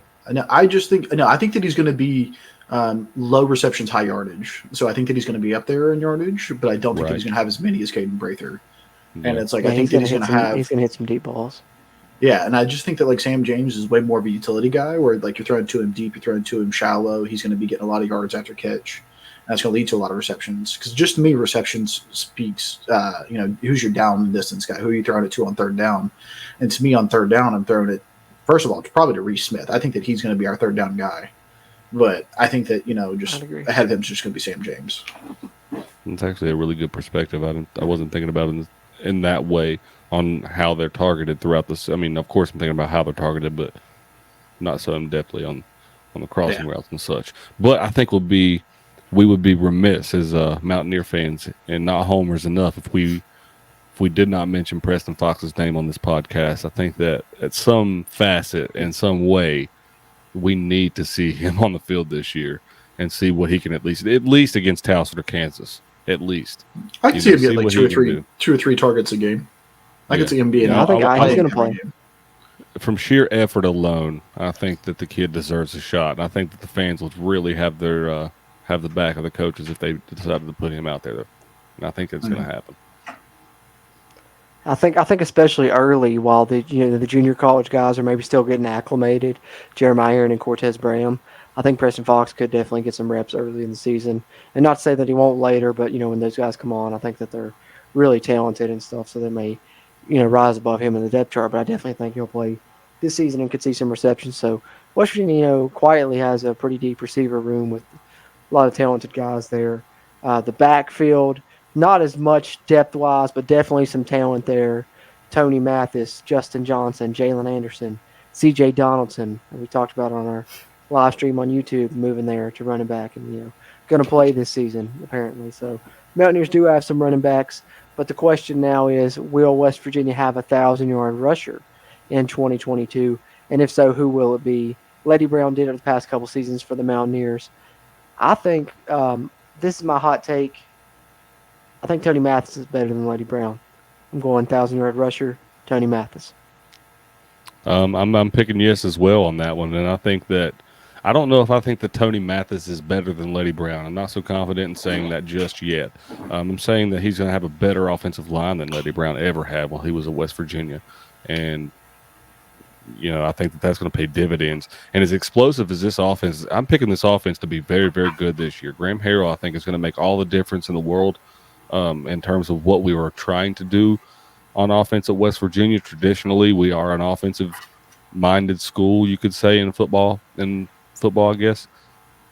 So I think that the entire offense is going to look vastly improved this year, and I think our offensive line is going to make all the difference in the world for Tony Mathis.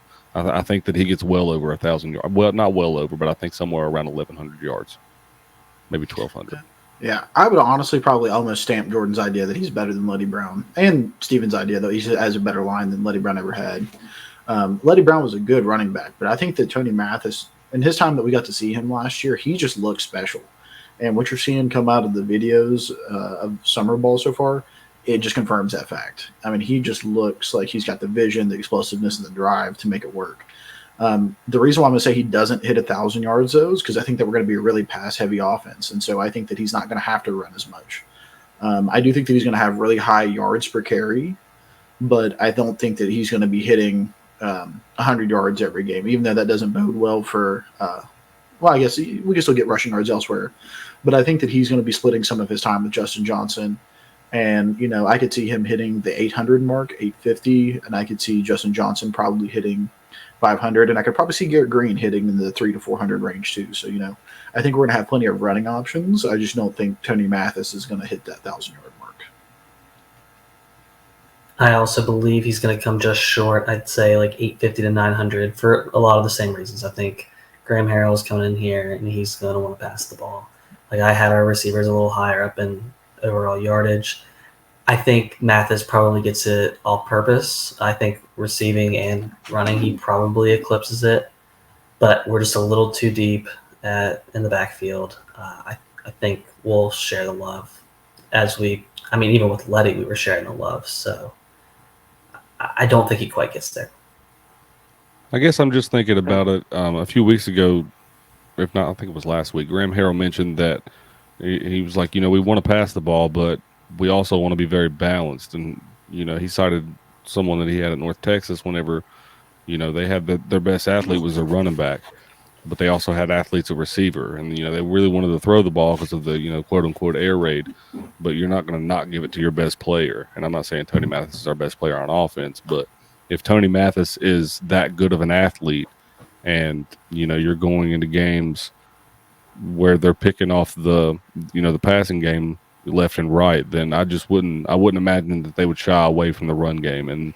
And like you guys say, I'm trying not to feed into so much of the video aspect in summer ball, because I feel like that's what gets me too drawn into overhyping, and I'm probably already too overhyped with my 9-3 prediction. But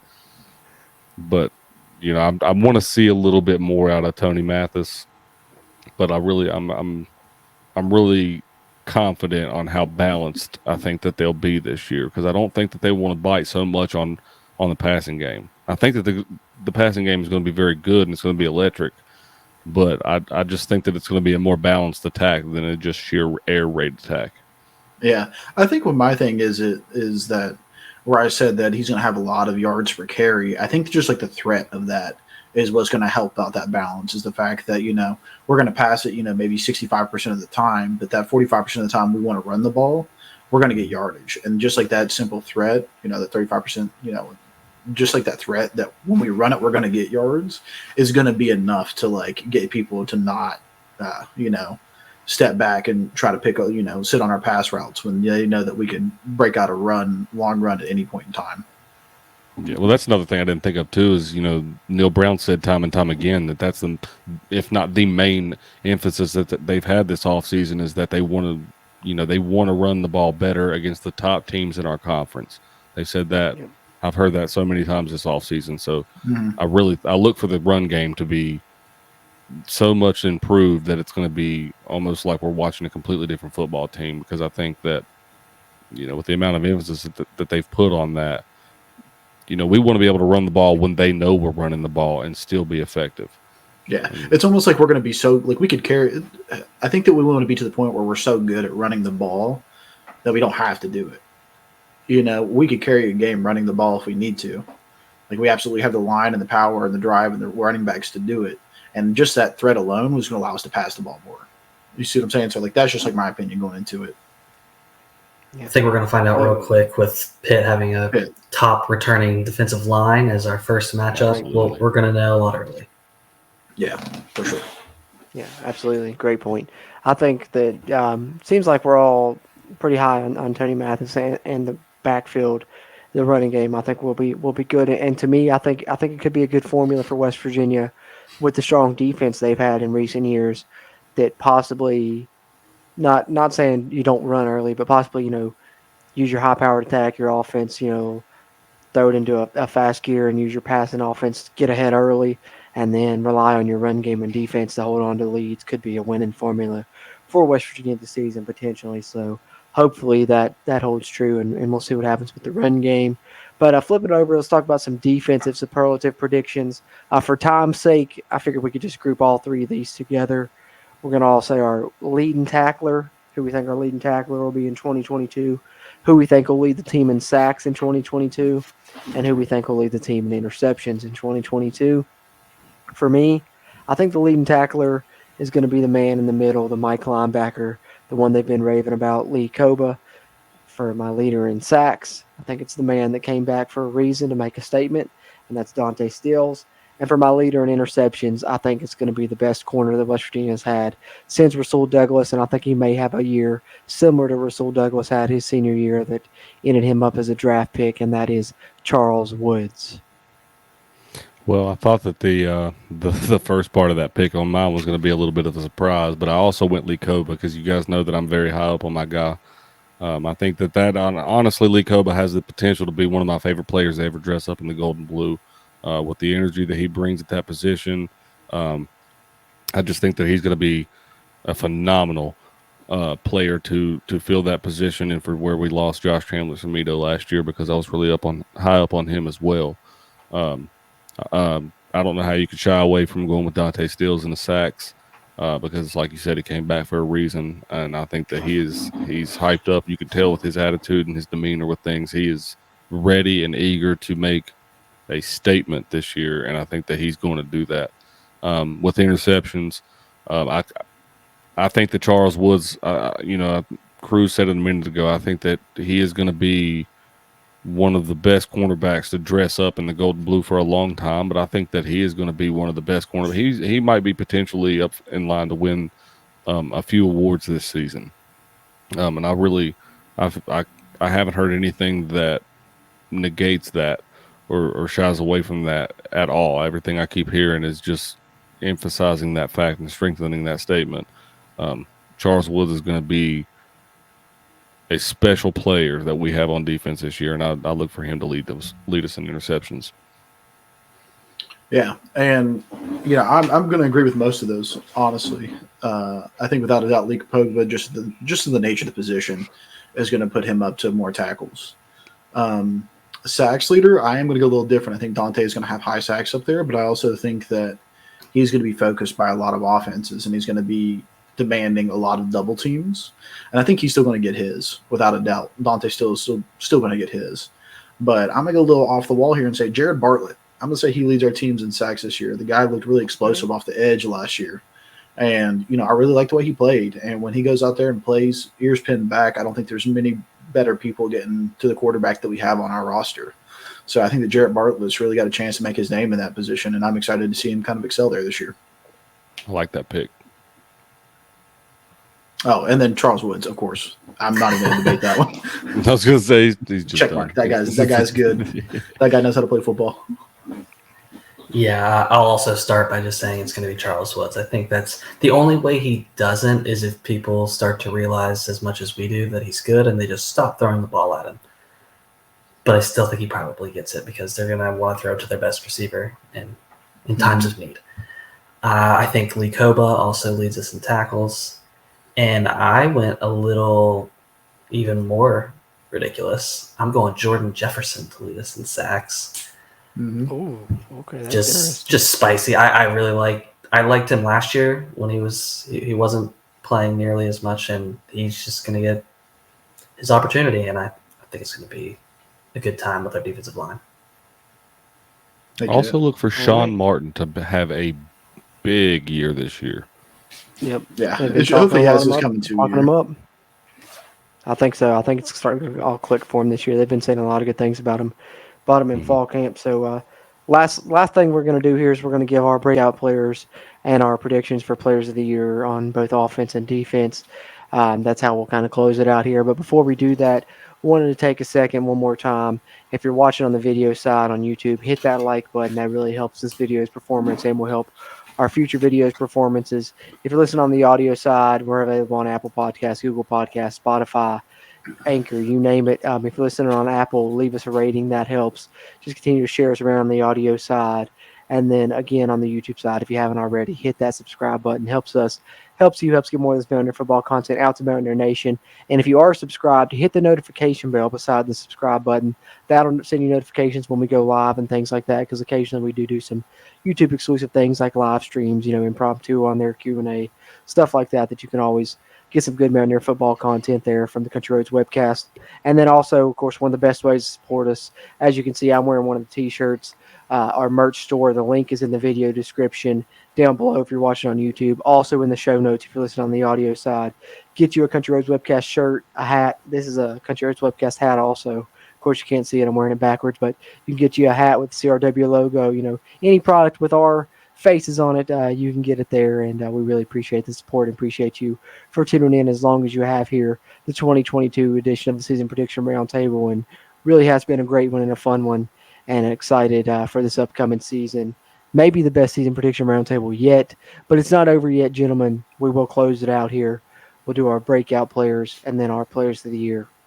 Breakout player, offense and defense. We'll group them both together. Who are your players? They can be newcomers or just someone that hasn't really had a ton of playing time yet that you think is going to break out this season in 2022. For me, my offensive breakout player, I'm going with Tony Mathis. I talked about him a little bit earlier. I think he's really going to do some things. It took me a long time to come around on him, but once I have, I'm all in on him. I think he's going to have a big season. He's my breakout player for the offense. Defense, I went back and forth with a few players. Sean Martin that you named, Steven, he was almost my pick here, but the guy that I'm going with actually is another linebacker, one we haven't talked about, and that's Lance Dixon. This is a guy that was a top 10 linebacker in the country coming out of high school. I think he's really going to be a stud. West Virginia's defense is going to be fast this year, and he's going to be one of the more athletic players on it. We talked about Lee Koba flying all around the field, but I think Lance Dixon will as well rack up a lot of tackles, some TFLs, and maybe even some interceptions. So my two breakout players for 2022, Tony Mathis on offense, Lance Dixon on defense. I'm going to start off with defense just for the sake of being different and just to kind of get it out of the way because, I mentioned it earlier how high I was on Lee Koba, and I'm picking him as my breakout player because he's coming in to fill this position, but I think that he's going to swarm to the ball. I think that he's going to lead them in tackles, but I think that he's also going to be in a lot of situations that are game-changing situations. I think that he's going to be able to cause a lot of turnovers, get his head on the ball, maybe get a lot of forced fumbles. I think that he's going to have a pretty big year, especially for his first year in this defense. So for that reason, I picked him as my defensive breakout. On offense, I'm probably still in my second two colleagues' answer here, but I'm going to go with Caden Prather. I also feel like he's going to have a pretty big year.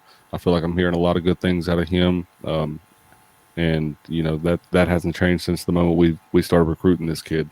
And I think that the sky's the limit for him. I think that I hate to be talking in almost a cynical sense, but I hope that we can keep him out of the transfer portal and in a gold and blue uniform in his entire college career, because I think that kid is going to be very, very special. And I don't think it's going to take all 4 years for him to get drafted into the league and be a valuable asset on someone's team up on that level as well. Yeah. So I'm picking Caden Prather. Yeah, without a doubt, my offensive breakout player of the year is going to be Caden Prather. He's got potential to be one of the best wide receivers we've ever seen in the gold and blue, and that's saying a lot. And especially with some of the supporting cast he's got coming on next year with Rodney Gallagher, the third coming up, we've got the chance to have some of the most explosive wide receiver cores in the country, honestly. So definitely the guy to watch out for this year is going to be Caden Prather. Number 3, lockdown, KP3 is going to be the answer this year. On defense, I'm going to go a little bit a guy we haven't talked about yet, and I think that it's a guy that people are going to know his name pretty quick. Right now he's listed as second on the depth chart, which doesn't really shout breakout player. Maybe it does. But I'm going to go with the guy from North Dakota State. I'm going to go Jasir Cox.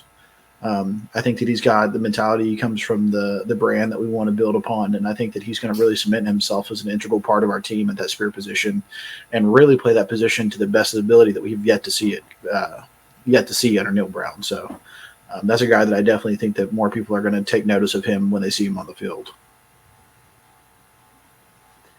Yeah, offensive side, following in the footsteps. Brad got me onto him early. Caden Prather, this is going to be a coming out party. I think this is his time.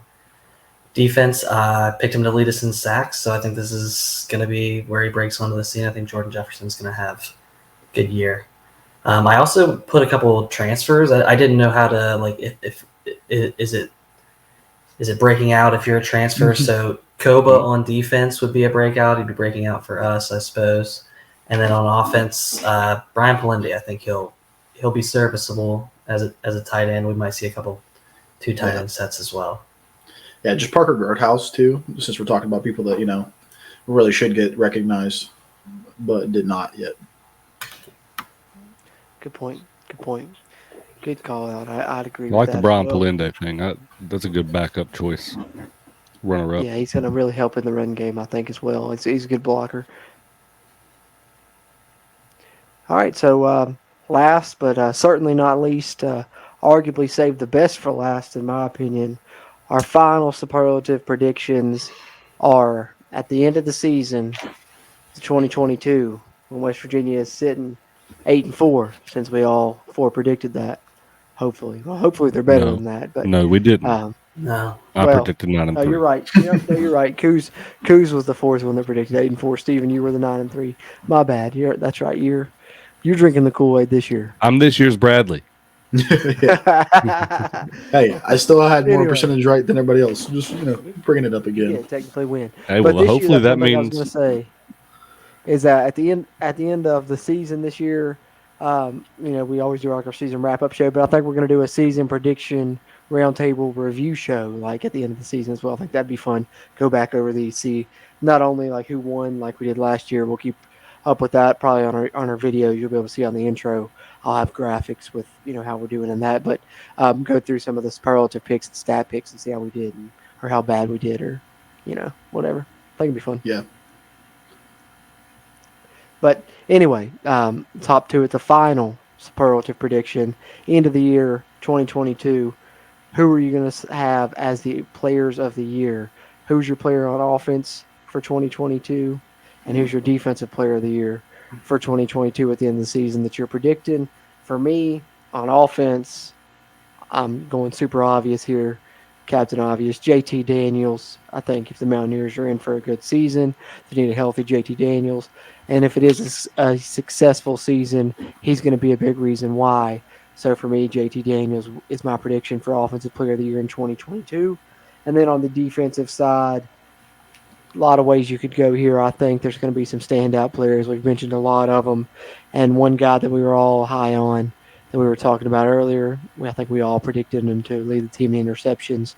Charles Woods is going to be my Defensive Player of the Year for 2022. And I think he'll have a shot, if my prediction stands right, to win the Big 12 Defensive Player of the Year as well. I think he's going to have that type of year. So JT Daniels is my Offensive Player of the Year, and Charles Woods is my Defensive Player of the Year for 2022. Yeah, I'm gonna echo the Offensive Player of the Year, because I think that it's too obvious not to go to if we have the kind of year that I think we're all thinking we're capable of. Then JT Daniels is the pick to go with for the Offensive Player of the Year. However, on the defensive side of the ball, I think that Charles Woods is going to have an electrifying year this year, and I think that I picked my pick more emotionally based. But I think that Dante Stills coming back for his senior season, and the amount of work that he's put in, and the amount of emotion that he's shown for just wanting to put on that uniform and play one more season. I think that he's going to have a season like we haven't seen out of a defensive lineman in quite some time, maybe since Bruce Irvin. Completely different style of play, but I think that we're going to see a pretty big year out of Dante. I think that the talent level for Dante, as much as we've seen, I don't think we've seen its full potential yet. And I think that I think he's going to have a really special year for us, and I picked him to be my Defensive Player of the Year. Yeah. So I'm going to disagree on the Offensive Player of the Year, and I don't think it's even close, honestly. I think JT Daniels is good, but I think that there's one person, if you pull them out of this team, our team drops significantly in every single way. And I think that that's with the offensive center, Zach Frazier. I think that man's just going to be the heart, the beat, the bass drum to our war song. And I think that he is really the man that has kind of brought this team together, and is honestly one of the biggest reasons that our offensive line is going to take a big step forward this year. And I think without a doubt, he's got a chance to participate for first-team All-American honors this year, definitely Big 12 first-team honors. And I could see him definitely being an NFL pick one day. And I'm going to pick Zach Frazier as Offensive Player of the Year. I think that man is probably one of the biggest pieces of our team as a whole. Defensive Player of the Year, I'm going to go with Charles Woods. I think that he's, like Jordan said, he's got potential to be first team up there. He's going to win some awards. He's got a chance to be Defensive Player of the Year for the Big 12. And you just can't shirk on that, man. He's got all the potential in the world, and I hope to see him take full advantage of it. Yeah, I'm going to go back to the JT Daniels well. I believe Graham Harrell knows what to do with that man, and he's going to be A-okay. And then I will say that Charles Woods, yes. If they keep throwing it to him, he will make them remember, I probably shouldn't do that anymore. Love it.